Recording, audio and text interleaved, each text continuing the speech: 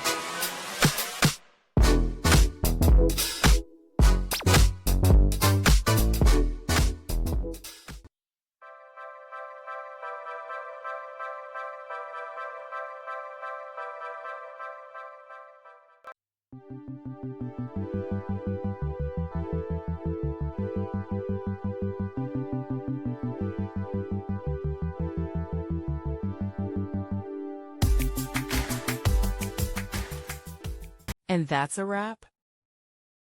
I hope you found the answer you were looking for. If you did, take a second to hit that subscribe button. It really helps out.